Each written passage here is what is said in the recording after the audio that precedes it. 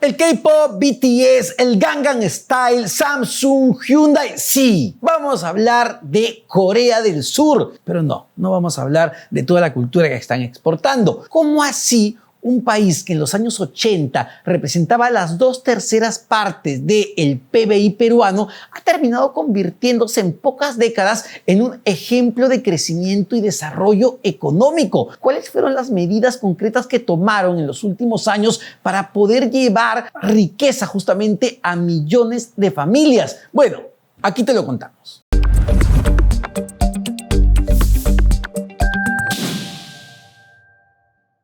Pero antes de comenzar, no olvides darle me gusta, suscribirte y darle click a la campanita. Ahora sí, vamos por esos corazones coreanos. La economía mundial sigue generando muchísima preocupación hacia adelante. Sin embargo, es importante ver algunos países en detalle. Corea del Sur, un país que en 1965 tenía el mismo PBI que Ghana. Sí, que es un país africano en extrema pobreza. Hoy por hoy, 2023, estamos hablando de una diferencia abismal, no solamente en cuanto a su Producto Bruto Interno, sino también en cuanto a condiciones de vida. ¿Cómo es que Corea del Sur ha llegado a ese nivel de crecimiento y sobre todo de desarrollo económico para su gente? Y no solo eso, en 1980 el PBI era las 3/4 partes que el PBI peruano. Sin embargo, hoy por hoy es 250% más grande, lo que nos lleva a pensar y lo que nos lleva a reflexionar qué ha hecho Corea del Sur que no hemos hecho nosotros como país para lograr ese nivel de desarrollo. A ver, en términos muy generales, el camino del desarrollo en Corea del Sur ha tenido que ver con una fuerte inversión en infraestructura, fuerte inversión en capital humano, es decir, educación e innovación, pero también ha tenido que ver con un alto nivel de ahorro de su propia población y del Estado, lo que ha llevado a convertirlo en un país competitivo y altamente productivo. Y para ponerlo en términos mucho más concretos, el PBI per cápita, es decir, lo que recibiría cada coreano del sur si dividieran toda la riqueza del país, es de $33,000, lo que claramente lo convierte en una de las principales economías del mundo y en un país altamente desarrollado. Y evidentemente no ha sido fácil para el país asiático pasar en pocas décadas de ser un país pobre al punto que es mucho más grande que varios países de la Unión Europea y ni qué decir de la propia Asia o América Latina. Y a ver, ni qué hablar de los antecedentes de Corea del Sur. En los años 60, Corea del Sur era un país marcado por la corrupción, por la inestabilidad, por la ineficiencia en la gestión pública y que dependía directamente de las ayudas de Occidente. Además, es un país que ha estado marcado constantemente por una guerra civil intensa, al punto que hablamos de Corea del Sur y Corea del Norte. Y como si esto no fuera poco, la inestabilidad política se agravaba constantemente por la intervención de potencias extranjeras, principalmente del Japón. Era un país precario, prácticamente rural, marcado por el proteccionismo, el conservadurismo económico que llevaba lamentablemente a la miseria constante a su población.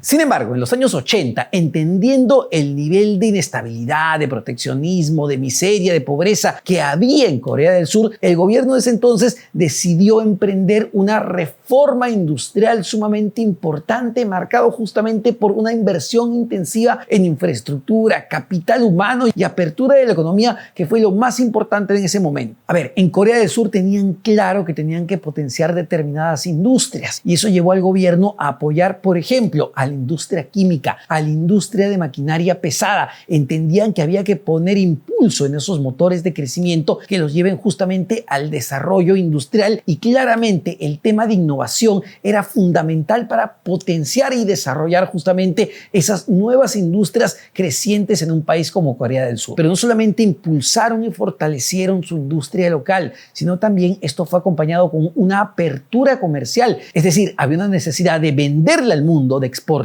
al mundo, pero también de importar. Y fue así como fueron reduciendo aranceles y una serie de barreras comerciales justamente para permitir una mejor exportación e importación, sobre todo la importación de bienes intermedios que favorecieran a la industria local, bienes que necesitaba la industria de ese momento para poder seguir desarrollándose. Incluso, en muchos casos, el propio gobierno coreano adquiría estos bienes intermedios y subsidiándolos los entregaba a su industria local para poder impulsarla y desarrollarla. Sin embargo, entendieron que las reformas no tenían que ver solamente con el desarrollo del aparato productivo a través de incentivos tributarios o a una apertura comercial hacia el mundo. Era clave invertir en capital humano, era clave invertir en educación. Y esto muchas veces es lo que diferencia a los países desarrollados de los que no han podido lograr dar el gran salto. Las reformas del segundo nivel o las reformas del segundo piso, como se le denominan también en economía. Corea del Sur entendió que había que invertir fuertemente en capacitar no solamente a los estudiantes de los colegios, sino también a los estudiantes técnicos y universitarios. La inversión en innovación fue clave para poder desarrollar una industria tecnológica de altísimo nivel que hoy por hoy exporta al mundo marcas como Samsung, LG, Hyundai y la gran cantidad de marcas surcoreanas que hoy por hoy tienen un posicionamiento clave en el mundo. Eso no se hubiese podido lograr sin una fuerte inversión en capital humano, sin una fuerte inversión en innovación, sin una fuerte inversión en educación, que es lo que hemos visto en otros países desarrollados. Pero hubo una diferencia sustancial en el desarrollo de Corea del Sur. A ver, el apoyo a los llamados chaebol. ¿Qué eran los chaebol? Eran estos conglomerados empresariales. Un chaebol importantísimo es el de Samsung, por ejemplo, una megacorporación que tiene brazos en diferentes actividades. Eran grandes conglomerados empresariales con muchos intereses en diferentes sectores. Entonces, el gobierno de Corea del Sur decidió emprender un desarrollo de arriba hacia abajo, impulsando los grandes conglomerados empresariales, lo que también ha terminado siendo un problema porque la micro y mediana empresa no se ha podido desarrollar de la misma manera o no tiene las mismas ventajas competitivas que estos grandes conglomerados empresariales llamados chaebol. Entonces ahí empezamos a ver un nivel de desigualdad en el tejido empresarial coreano y que hoy por hoy ha impactado de alguna manera en el desarrollo económico y laboral del país. A ver, para hacernos una idea del impacto que tuvieron estas reformas en la economía surcoreana, veamos las cifras de exportaciones. Las exportaciones de Corea del Sur pasaron de representar un 2% del PBI en el año 62 a un 30% en 1980. Así, pasa de la agricultura de subsistencia a un modelo completamente industrial. Y en los 60, el 35% de las mercancías que se exportaban eran bienes manufacturados. En 1995, esa cifra ya era del 96,9%. Es decir, estamos hablando de una economía no solamente industrializada, sino altamente tecnificada por el capital humano que tenían y por las inversiones en innovación. A todo esto se suman las reducciones arancelarias a nivel mundial fijadas en la ronda Kennedy. Esto ocurrió en 1967 y también en la ronda de Tokio en 1973. A ver, estas medidas permitieron que los bienes producidos en Corea del Sur tuvieran una mayor penetración en los países desarrollados, que lo vemos hasta el día de hoy. Pero lo más destacable en este caso es la enorme rapidez con la que Corea del Sur pasó de la extrema pobreza en el año 62 a ser un país más o menos que intentaba desarrollarse en los años 80, a ser un país altamente desarrollado en la actualidad. Pero para ponerlo en números y nos ayude a graficar el desarrollo de Corea del Sur. A ver, el PIB per cápita, es decir, la cantidad de dinero, insisto con esto, que recibiría cada coreano del sur si todo su PBI se dividiera por su población, pasó o ha crecido de manera significativa o de manera exponencial. Corea del Sur superó los $10,000 en 1994 y los $30,000 en el 2017. Hoy está ya en los $43,000. Un ascenso de récord para un país que hace poco más de 35 años se situaba en la extrema pobreza. Por eso es destacable lo que ha hecho Corea del Sur en tan poco tiempo y el impacto que ha generado en su población. A ver, la carrera de Corea del Sur ha sido increíble y ni siquiera la crisis asiática de 1997, por la que tuvieron que ser rescatados por el Fondo Monetario Internacional, o la crisis del 2008, la crisis inmobiliaria que sufrió todo el mundo, o la pandemia han logrado frenar su crecimiento. Sin embargo, se ha logrado golpearla o frenar de alguna manera el crecimiento económico. mundo. Pero ahí vemos todavía a una Corea del Sur con los motores encendidos, no creciendo tanto como crecía hace una década, pero todavía creciendo y desarrollándose. Pero a ver, no todo es color de rosa en el mundo, y justamente este menor nivel de crecimiento ha generado o empieza a generar una serie de problemas. Pero como recordarán en la película Parásito, que ganó recientemente un Oscar, pues hay un problema grave de insatisfacción y desigualdad entre los propios coreanos, porque es verdad, es una economía desarrollada, pero hay gente que gana muchísimo dinero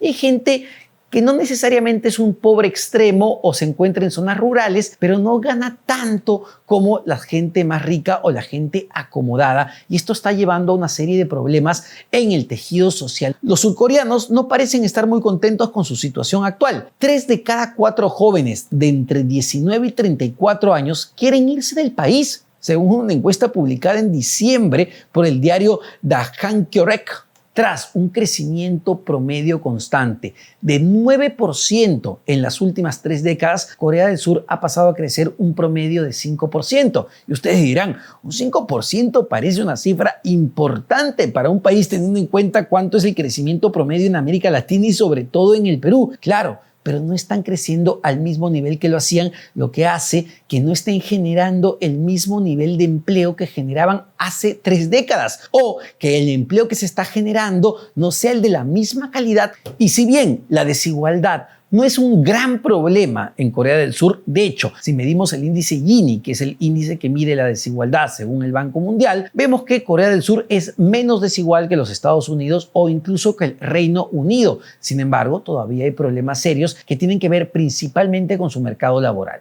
Y es que, a ver, tras la crisis que enfrentó Corea del Sur y otros países de Asia y en general del mundo, una medida para seguir impulsando el empleo ha tenido que ser la flexibilización laboral. Y esto ha afectado directamente en la calidad del empleo, y es que esta flexibilidad dio pie a una gran diferencia de oportunidades entre las diferentes generaciones en Corea del Sur, y además una sensación de inestabilidad laboral que ha empezado a afectar justamente a los surcoreanos. Pero nuevamente, volvamos a las cifras. Corea del Sur tiene un bajísimo nivel de desempleo. De hecho, no llega al 4%. Sin embargo, tiene una alta tensión laboral incluso para los países que integran la OCDE, que es el Club de Países Desarrollados. A ver, una cifra concreta. Más de la mitad de los surcoreanos dicen que se les exige más de lo que pueden dar. Y es que, a ver, tras la crisis que enfrentaron, pasaron de tener un empleo estable en una gran compañía a empleos inestables, contratos eventuales que les dan mayor inseguridad laboral y también mayor inestabilidad, lo que está generando una serie de problemas. Y esto está llevando a un menor crecimiento de la economía en Corea del Sur. ¿Por qué? Porque, claro, tienes a trabajadores en este momento, tras la crisis, que estudiaron muchísimo, compitieron muchísimo para entrar a grandes universidades y que pueden estar en este momento sobrecalificados para los empleos en los que están trabajando en este momento. De hecho, un informe del Banco Central de Corea del Sur reveló que al menos el 30% de los trabajadores coreanos está subempleado, es decir, está haciendo labores para las que está sobrecalificado. Según el Banco Central, el país sufre un problema de sobreeducación que genera un subempleo del que es difícil salir. 3 de cada 10 surcoreanos tienen un trabajo para el que está sobrecualificado y lleva al menos 3 años en esa situación. Es decir, sí, Corea del Sur ha logrado dar un salto increíble en muy poco tiempo, saliendo de ser un país rural de extrema pobreza y marcado por la corrupción y la inestabilidad a ser una de las economías más grandes del mundo. Al menos está entre las 15 economías más grandes del planeta. Y no solo eso, sino que es un país desarrollado con un alto nivel de vida de su población. Sin embargo, a partir de las recientes crisis, sumada a la del coronavirus, vemos que la desigualdad, principalmente en el mercado laboral coreano, se ha expandido. ¿Por qué? Porque hay una necesidad de no dejar de generar empleo que ha llevado justamente al gobierno a tomar medidas de flexibilización que están generando impacto en el nivel de satisfacción de los propios coreanos del sur, y eso se refleja cuando vemos las encuestas que le hacen a los jóvenes coreanos de si desean quedarse o irse del país. Y es increíble que al menos el 75% de los jóvenes desee emigrar, pero son los problemas que enfrentan las diferentes economías. No solo Corea del Sur, vemos los problemas de China, vemos los problemas de Alemania, de Estados Unidos. Sin embargo, hoy por hoy lo que sí es concreto es que Corea del Sur sigue siendo un país país sólido, un país fuerte, que no solamente tiene una economía potente y altamente tecnificada, sino que también hoy por hoy exporta mucha cultura hacia el mundo.